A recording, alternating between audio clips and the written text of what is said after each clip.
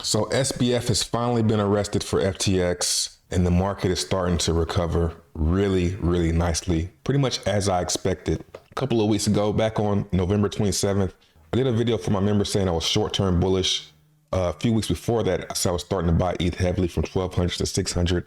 Didn't get a lot because we know Ethereum didn't go much below 1200. November 27th, right around here, you can see that since then we've had a nice little run here, pushing up into resistance right about here. Now we're knocking on the top of here. I wouldn't get too bullish here. It would be nice to see us burst through this. This is a good candle, but I'm not going to get the run has happened. The reason behind me being short-term bullish on pretty much the overall crypto market is because there's really nothing else that can really happen. There's nothing, no real catalyst that I can see happening outside of Binance. And from the outside looking in, which I'm not on the outside, but if I was looking at it from the outside looking in, I would say that Binance is next. But from the inside looking out, I can tell that everyone's trying to force Binance to be bad. And I just don't think anything's going to happen with Binance, at least this cycle. I think if anything's going to happen with Binance, it would have happened by now. We just experienced capitulation. FTX, that was the capitulation. It's not going to get any worse than that. And him being in jail, we're definitely going to have a rally now. So if we zoom out a little bit, I can see ETH breaking out here and running up into this resistance. Maybe not right away, maybe a pullback at this resistance right here. We got the bullish cross, we got support right here at the 13. So maybe we pull back, but I would love to see the moving averages continue to hold. And then we run up to this resistance right here and make our next decision. But as of right now, for me, it's too late to buy. I'm going to leave my orders down below 1200 all the way to 600. Hopefully we get, I hate to say hopefully, but maybe we get rejected here or up in this area and we roll over again. And I really just think that the bottom is ultimately in for Ethereum. The decision I think for layer ones that I'm trying to decide is Bitcoin or Ethereum. To me, it's Ethereum just because of all the catalysts that are happening with Ethereum. So back in September, we had the merge and Ethereum was still inflationary. Now the merge was meant to make Ethereum deflationary. The merge happened, we were still inflating, and then a cryptocurrency called Zen came out and made Ethereum deflationary. I'm going to talk about that in a second, but ever since Zen came out, it started churning even more transactions and started burning ETH. And ETH has been deflationary since the merge. We're even burning right now. 22 Gwei is not really that high, but all it takes is the transactions to get to about 17 Gwei and the ETH starts burning again. And we're in the middle of a bear market here. There's no excitement, but once things start fueling up and getting popping again, this is going to take another nosedive. And I think it will continue to nosedive for the entire bull market, and that is going to be extremely bullish because this number, the current supply of ETH, is going to just keep dropping. And if this starts breaking down below 120, if it cracks to 119, people are going to start to notice, and people are going to get really bullish on Ethereum.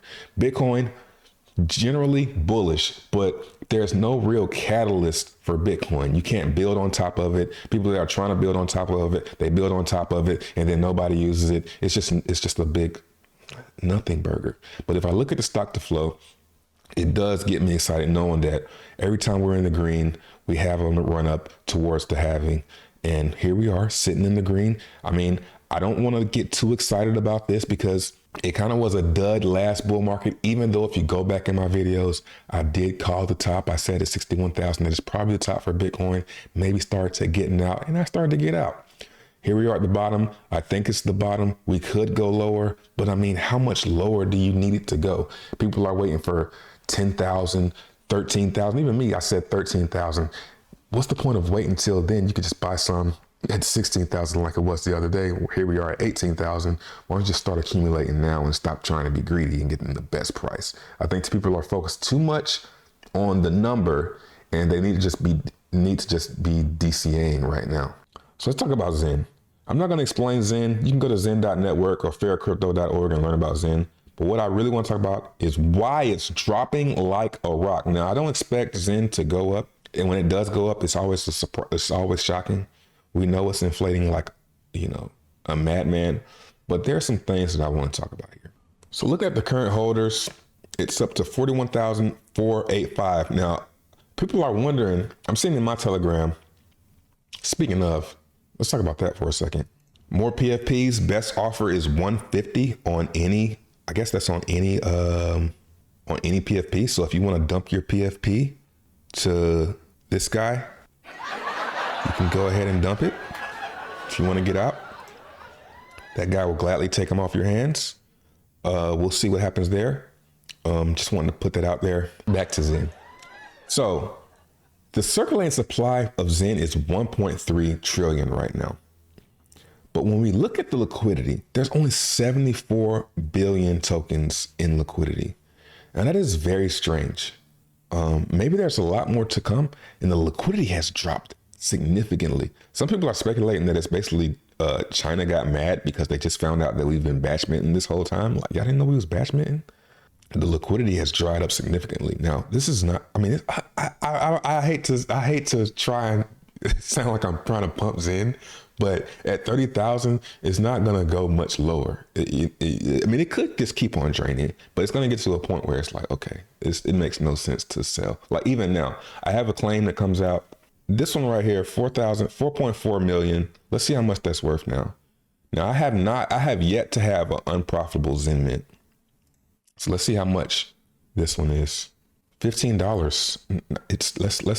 Let's actually go and make sure that this is profitable. Let's copy the address. Let's go into the old MetaMask. Let's paste it here.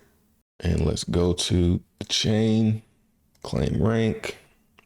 $4. It's still profitable, which is kind of concerning. Like, yeah, it's still profitable. So even though the price is still falling, if you did some mints 60 days ago, not even on the first day, I don't even think this is a first day mint. Nope. 61 days, it's still profitable. So it could be going lower. Now, for me, I hope it doesn't. But I think, here's what I think. I think the moment that it's not, the moment that I start, because I have mints coming every day.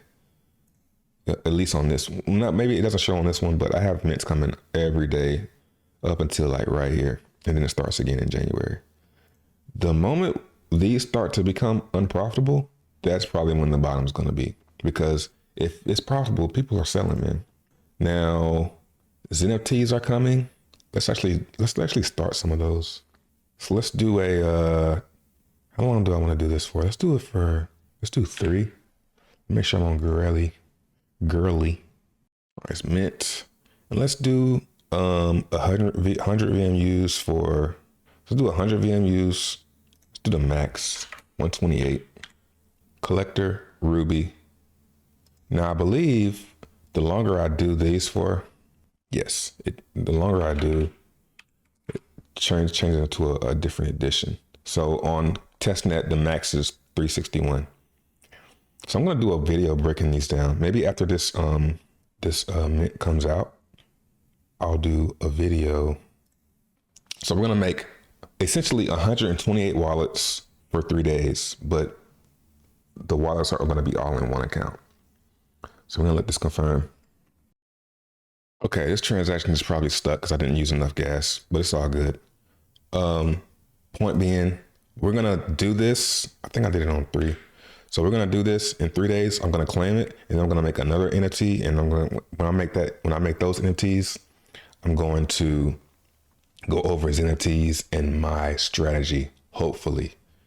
But I think the NFTs is gonna be up here.